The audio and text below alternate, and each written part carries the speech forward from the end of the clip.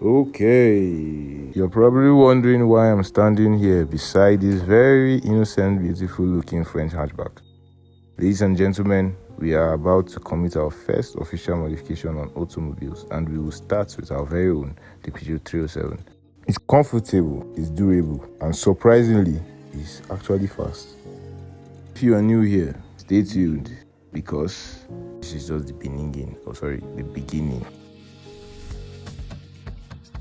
For those in the north, this is a very popular car.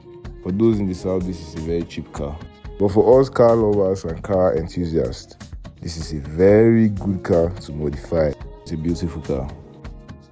A popular French hatchback from the early 2000s made by Peugeot, or rather, I'm supposed to be saying the right word, but because of you Nigerians, I'm saying Peugeot is Peugeot. Let's talk about the engine. Under the bonnet, we've got a 2.0 litre EW10 G4, pushing out a very respectable amount of horsepower. And the exact engine did not come in every 307, mind you. It's more than 4 variations of engine. And it's paired with a 5-speed manual transmission gearbox. It doesn't move. If you think you want to move, no. This car will fly. So, for the interior, for a 21st century kid, or a Gen Z, or a Gen Y, Gen X, any of them are already out there, we won't buy this car. There's no massive Android screens like the usual digital screens we see today. There's no ambient lighting, except if you want to apply ambient lighting, in which will be applied to this 307 that you're watching today. It's a gradual process, but it's comfortable. And the back seat for 3 adults can comfortably sit down, except those adults that are plus size. So, not 2 of them will carry. Like people, you know what? Cars like this, most people look at it and say, Peugeot 307 and think, just another old hatchback. What's new, what's good, what betterment can this car bring to my table? But somebody once drove this to work every single day. Somebody probably went through their first date with their dream chick or their side chick. And somebody definitely argued inside the car, even kill somebody. And now, we're here to prove to you that this car is prestigious. It's just like his twin brother from another mother, the Peugeot 406.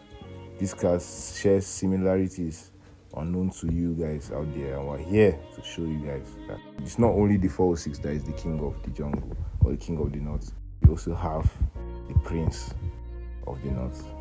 Before we continue, you all guys out there, which car was the first car you fell in love with? We're not talking about the girl you fell in love with, we're talking about the first car. It's about the car you want when the freedom, when hell is loose, when everything is free. What car would you want to break the law for? Drop your comments, and I'm genuinely curious to know, is it a Corolla for us out here? You know, you guys, you computer boys. Is it a Civic or a Benz? Or is it something else? Some of us want Bugatti. Make yourself known in our comments. And we'll pray for you. We cannot buy the car for you, but we'll pray for you. You will have it. In Jesus' name. Amen.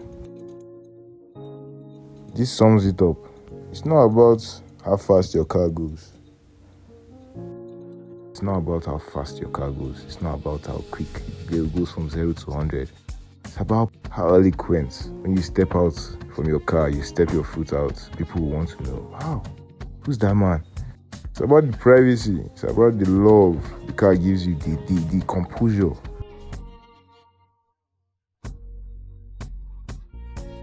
Well, look at that.